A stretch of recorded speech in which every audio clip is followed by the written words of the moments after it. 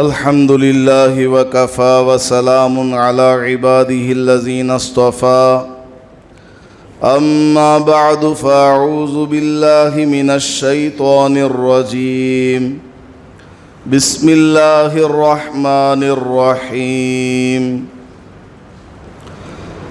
وَإِذْ قُلْنَا لِلْمَلَائِكَةِ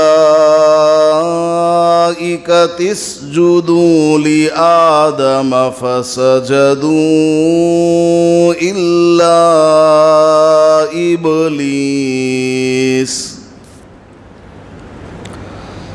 كَانَ مِنَ الْجِنِّ فَفَسَقَ عَنْ أَمْرِ رَبِّهِ أَفَتَتَّخِذُونَهُ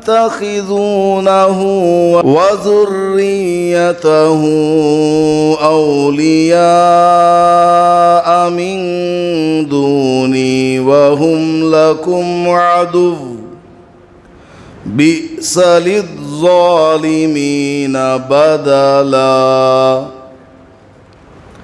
صدق اللہ العظیم۔ سورہ کہف کی تفسیر اور اس کا خلاصہ چل رہا ہے۔ جو آیت کریمہ پڑھی گئی وہ سورہ کہف کے 7ویں رکوع کی آیت ہے۔ اس رکوع میں اللہ پاک نے ہمیں اس وقت کو یاد کرنے کے لیے کہا جس وقت اللہ پاک نے تمام فرشتوں کو حکم دیا تھا کہ تم آدم کے سامنے سجدہ کرو۔ حضرت آدم علیہ السلام کا جسم بنایا گیا، پتلا بنایا گیا اور اس میں روح ڈالی گئی، جان ڈالی گئی، اور اللہ پاک نے تمام فرشتوں سے حکم فرمایا کہ تم آدم کے سامنے سجدہ کرو۔ وہ سجدہ کس کیفیت کا تھا؟ جو ہم نماز میں سجدہ کرتے ہیں ایسا تھا یا صرف جھکنا مراد ہے؟ اس میں لمبی تفصیل ہے۔ جیسا بھی رہا ہو اللہ نے سجدہ کرنے کا حکم دیا تو تمام کے تمام فرشتوں نے اللہ کا حکم مان کر سجدہ کیا حضرت آدم علیہ السلام کے سامنے، الا ابلیس، مگر ابلیس نے سجدہ نہیں کیا۔ ابلیس نے سجدہ کرنے سے منع کر دیا۔ اس کی وجہ کیا ہے؟ اس کی وجہ یہ ہے کان من الجن، ابلیس یہ جنات میں سے تھا، اور جنات کی فطرت اور اس کی نیچر یہ ہے کسی کی بات نہ مانو۔ یہ جنات کے نیچر میں داخل ہے، نافرمانی کرنا، بات نہ ماننا، یہ جنات کی فطرت میں کوٹ کوٹ کر کے بھری ہوئی ہے۔ اب یہاں ایک سوال پیدا ہوتا ہے کہ اللہ نے تو فرشتوں سے کہا تھا کہ تم آدم کے سامنے سجدہ کرو، ابلیس کو تو نہیں کہا تھا، پرٹیکولرلی اس کا نام لے کر کے نہیں کہا، تو کیسے کہا جائے گا کہ ابلیس نے اللہ کی بات نہیں مانی؟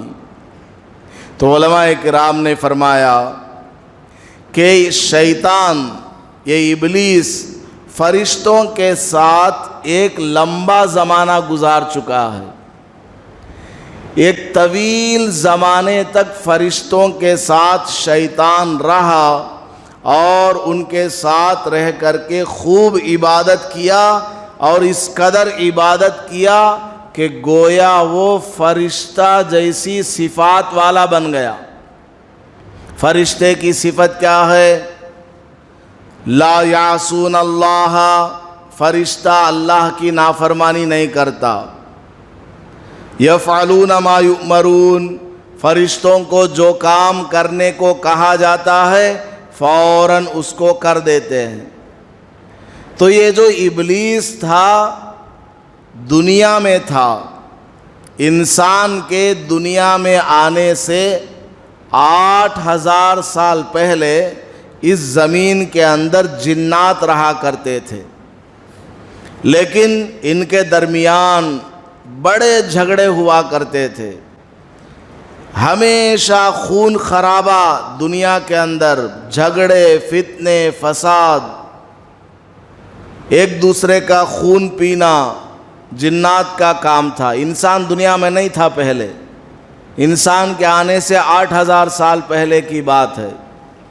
تو بہت زیادہ دنیا کے اندر جنات نے خون خرابہ کیا ہوا تھا، تو اللہ نے تمام جنات کی نسل کو ختم کرنے کا آرڈر دے دیا۔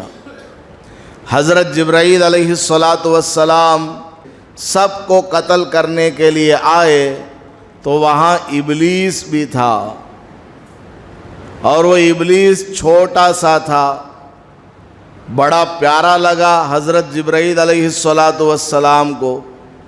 اللہ تعالیٰ سے کہنے لگے حضرت جبرائیل، اے اللہ یہ تو چھوٹا ہے، اس کو مارنے میرا دل نہیں چاہتا، اس کو نہیں ماروں گا، باقی سب کو مار دوں گا، اس کو اپنے ساتھ لے کر آتا ہوں۔ اللہ نے کہا چل بھائی تو کھیل لے، اس سے لے کر آ۔ اب وہ جو ابلیس تھا اس کو حضرت جبرائیل علیہ السلام آسمانوں پر لے گئے، فرشتوں کی جماعت میں لا کر کے چھوڑ دیا۔ آپ جو ہے ایک شیر کے بالکل چھوٹے سے بچے کو پکڑ کر لائے، پیدا ہوتے ہی پکڑ کر لائے اس کو، جنگل کا منہ کبھی نہ دکھائے، آپ اس کو گھر میں بلیوں کے ساتھ میں رکھ کر کے پالیں۔ وہ شیر چاہے بڑا ہو جائے لیکن وہ جنگل میں جیسا شیر ہے اس طرح کا حملہ یہ نہیں کر سکتا۔ وہ فطرت ہوتی ہے اندر، لیکن جو فطرت اصل میں وہاں ہے جنگل کے شیر میں، وہ اس میں نہیں ہوتی، کیونکہ ماحول اس کو ایسا نہیں ملا، جنگل والا نہیں ملا، گھر والا ملا ہے۔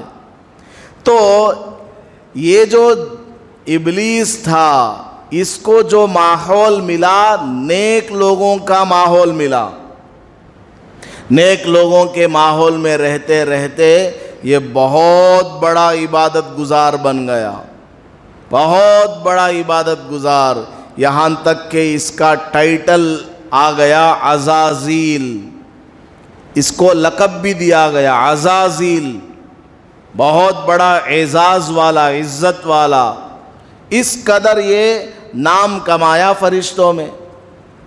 تو فرشتوں کے ساتھ رہتے رہتے یہ بھی فرشتہ جیسا بن گیا تھا، لہذا جب تمام فرشتوں کو اللہ نے سجدہ کرنے کا حکم دیا تو شیطان کو بھی آٹومیٹکلی سجدہ کرنے کا حکم ہو گیا، لیکن شیطان نے سجدہ نہیں کیا۔ اس کی جو اصل نیچر ہے فطرت جنات والی، وہ اب ظاہر ہوئی، بڑا ہو گیا نا، اب نام بھی کمایا، ٹائٹل بھی لگ گیا عزازیل۔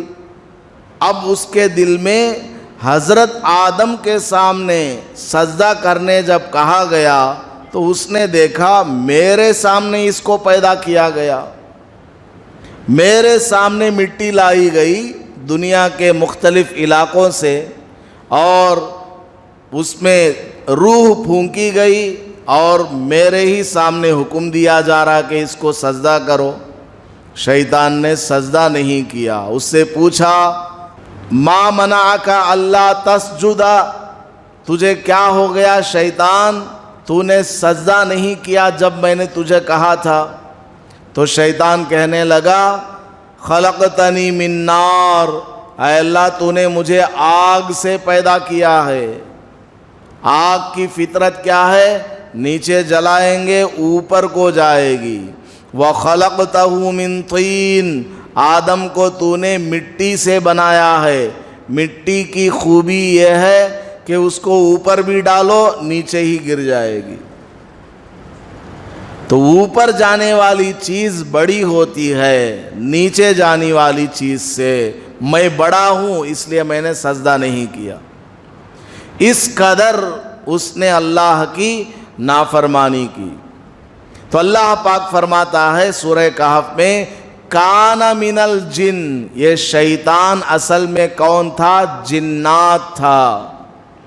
ففسق عن امر ربہ، اور اس نے جنات ہونے کی وجہ سے، جس کے اندر نہ ماننے کی صفت، نافرمانی کی صفت بھری ہوئی ہے، اس نے کیا کیا؟ اللہ کی بات نہیں مانی۔ یہاں اللہ تعالی ہمیں یہ نصیحت کرنا چاہتا ہے کہ دیکھو فرشتوں کی جماعت کے ساتھ رہ کر یہ ذات کے اعتبار سے شیطان تھا، لیکن صفات کے اعتبار سے فرشتہ جیسا بن گیا تھا۔ لیکن جب اس کے اوپر امتحان آیا تو یہ اب فرشتہ صفت بن کے باقی نہیں رہا۔ کیا ہو گیا؟ شیطان بن گیا۔ اس کے اندر کی جو برائی ہے، نہ ماننے کی صفت، شیطنت، سرکشی، وہ ابھر کر کے آئی اور تکبر میں آ گیا۔ اللہ تعالیٰ مجھے اور آپ کو نصیحت کرتا ہے کہ تم انسان ہو، انسان کے اندر انسانیت ہونی چاہیے۔ انسان بن کر کے رہتا ہے، نماز بھی پڑھ رہا ہے، روزہ بھی رکھ رہا ہے، حج بھی کر رہا ہے، سب کچھ، لیکن جب اس پر آزمائش کا وقت آ جائے تب دیکھنا ہے کہ وہ انسان بن کر کے رہتا ہے یا شیطان کا بچہ بن جاتا ہے۔ ہاتھ میں کچھ پیسہ آ گیا، کہیں سے پیسہ آ گیا، اب امتحان کا وقت ہے، ان پیسوں کا وہ کیا کرے گا؟ جس کا حق ہے اس کو ادا کرے گا یا چوری چپ کے جیب میں ڈال لے گا؟ مسجد میں نماز پڑھنے آیا، دیکھا وضو خانے پر 1,00,000 روپے کا موبائل رکھا ہے، 10 روپے کا نوٹ پڑا ہوگا، سب کے سامنے آواز دے گا مؤذن صاحب یہ 10 روپے کس کے ملے ہیں ذرا اعلان کرو۔ 500 روپے کا نوٹ پڑا ہوگا جیب میں، فوراً ادھر ادھر دیکھے گا اور جیب میں کرچپ ڈالے گا، اس کے اوپر کرچپ اٹھاتے اٹھاتے اندر سے نوٹ بھی غائب کر کے جیب میں ڈال لے گا۔ 1,00,000 روپے کا موبائل پڑا ہو تب تم کہو مؤذن صاحب یہ موبائل ملا ہے، یہ 5,00,000 روپے کا کیش بیگ میں رکھا تھا، کسی نے وہاں مسجد میں کونے میں رکھ دیا ہے، پتہ نہیں کون ہے، مؤذن صاحب اعلان کرو، تب پتہ چلے گا کہ تم اصل میں امانت دار ہو یا نہیں۔ ہم سب یہاں مل جل کر بیٹھے ہوئے ہیں، کوئی گناہ نہیں کر رہے ہیں، لیکن جب بند کمرے میں جائیں گے وہاں کیا کریں گے وہ اصل دیکھنا ہے۔ حضرت امام اعظم ابو حنیفہ رحمۃ اللہ علیہ جب اکیلے ہوتے ہیں تب بھی پیر پھیلا کر کے نہیں بیٹھتے تھے، لوگوں کے سامنے تو پیر نہیں پھیلاتے تھے کبھی، لیکن بند کمرے میں بھی چلے گئے تو اپنے پیروں کو پھیلا کر کے نہیں بیٹھتے تھے۔ ہاں سونا ہے جب پھیلا لیا، سنت کے مطابق تھوڑا موڑ کر کے سو گئے، بیٹھے ہیں زمین پر تو پیر پھیلا کر کے نہیں بیٹھتے تھے۔ حضرت سے کسی نے پوچھا حضرت کیا بات ہے، آپ تو اب اکیلے ہیں نا، آپ کے سامنے کوئی نہیں ہے، آپ آرام سے بیٹھ جاتے پیر پھیلا کر کے۔ تو حضرت فرماتے یہاں کوئی تو نہیں ہے لیکن میرا اللہ ہے، میں لوگوں کے سامنے اپنا پیر پھیلا کر بیٹھنے سے میں شرماتا ہوں، تو تو اللہ کے سامنے مجھے کیوں نہیں شرم کرنا چاہیے؟ تو بہرحال ہم لوگ انسان بن کر کے ہیں، لیکن جب کبھی آزمائش کا وقت آ جائے کیا ہم انسان بن کر کے باقی رہیں گے یا نہیں، یہ دیکھنا ہے۔ کوئی غصے کا وقت آ گیا، کیا ہم غصے کو کنٹرول کر پائیں گے یا نہیں؟ کوئی ایسی تنہائی آ گئی مرد اور عورت کی، نامحرم کی، وہاں کوئی تیسرا نہیں ہے، برائی کرنے کا مکمل چانس ہے، کوئی پوچھنے والا نہیں، کوئی پکڑنے والا نہیں ہے، وہاں ہم اپنے دل کو کنٹرول کر پائیں گے یا نہیں؟ شراب کی بوتل رکھی ہوئی ہے، کوئی نہیں دیکھ رہا ہے، کسی کا پیسہ رکھا ہوا ہے، کوئی نہیں دیکھ رہا ہے، اب امتحان ہے، پیسہ چرائے گا یا چھوڑ دے گا، شراب پیے گا یا چھوڑ دے گا۔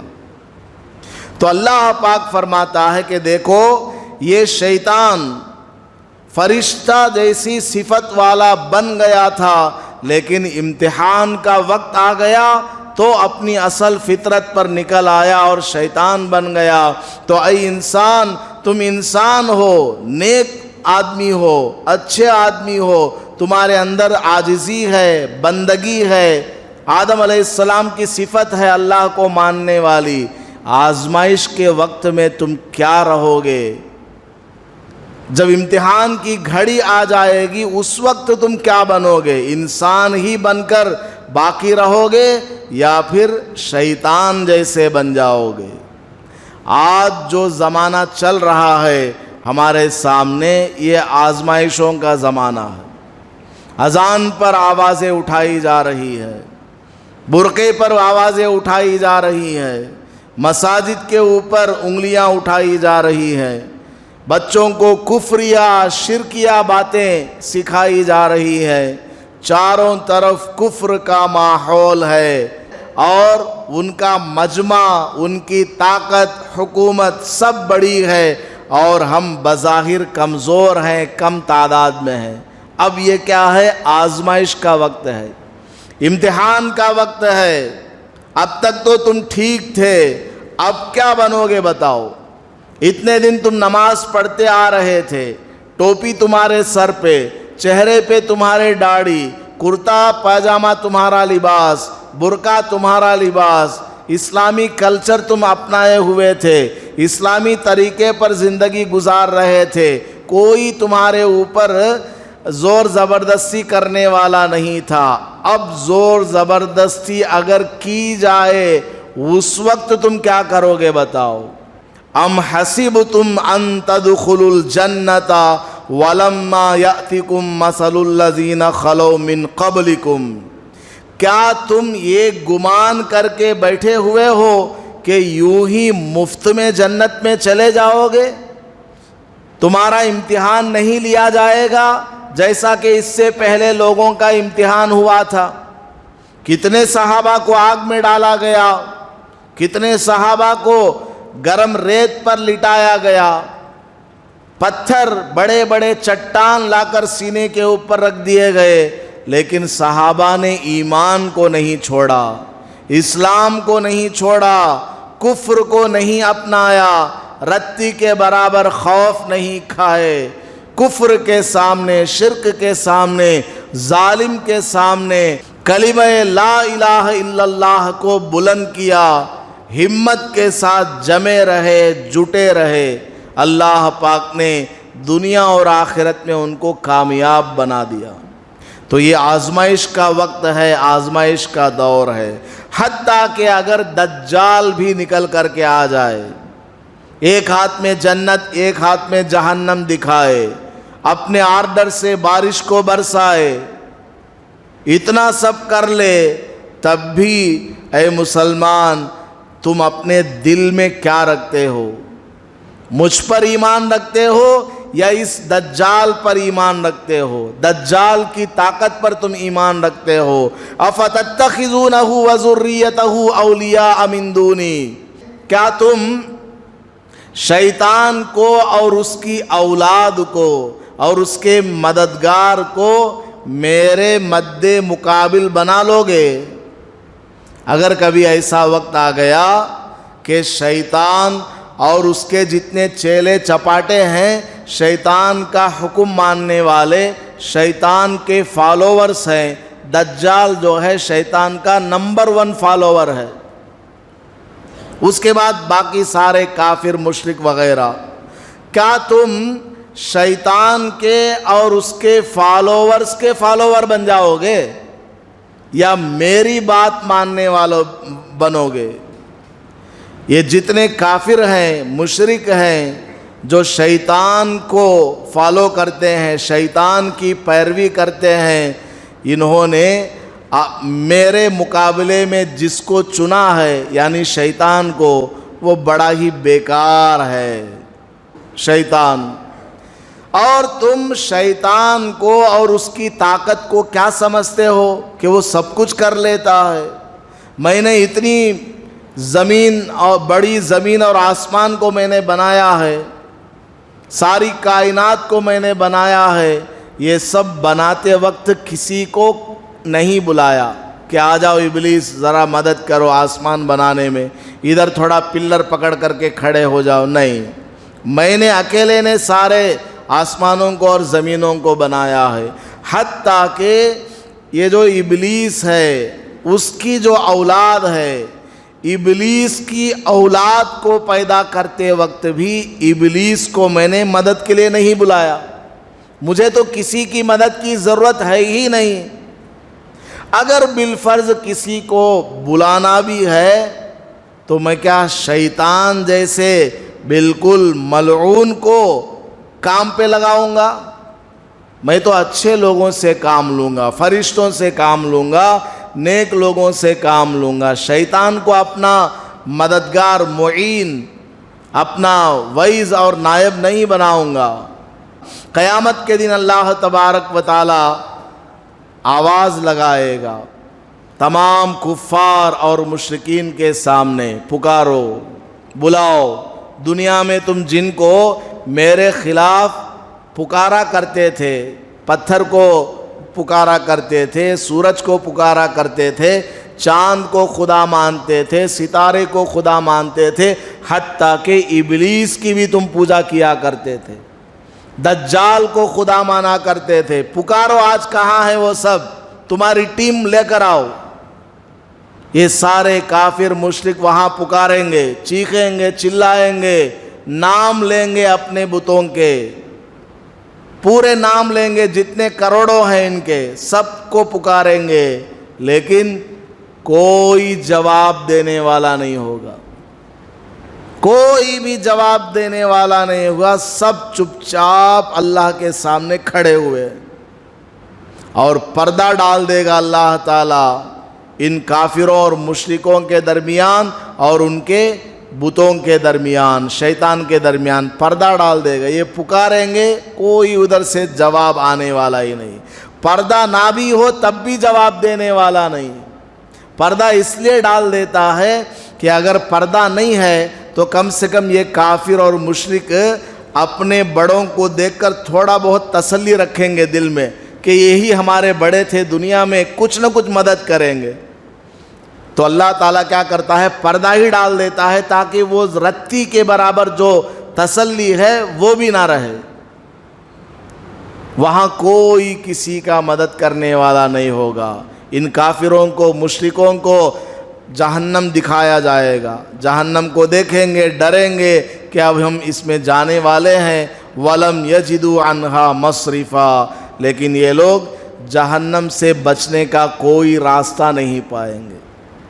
تو اللہ پاک ہمیں اس سورہ کہف کی رکوع میں ہمیں یہ نصیحت کرتا ہے کہ تم انسان ہو، آدم علیہ السلام کی اولاد ہو۔ حضرت آدم علیہ السلام کی صفت کیا ہے؟ بندگی، اللہ کو ماننا۔ اگر کبھی غلطی بھی ہو جائے توبہ اور استغفار کرنا، کچھ بھی ہو جائے ساری دنیا میں اللہ پر ایمان کو نہیں چھوڑنا، جان چلی جائے پر ایمان ہمارا نہ جائے۔ یہ سبق ہمیں یاد رکھنا، ہر ماحول میں، مجمع میں ہے تب بھی ایمان کی حفاظت، तने तनहा है तब भी ईमान की हिफाजत करना। आपको मैं एक हिम्मत वाली बात बताता हूँ, वो क्या है? अगर एक आदमी अपने दिल में अल्लाह पर मजबूत भरोसा रखता है, ईमान रखता है, तो वो 20 का मुकाबला कर सकता है।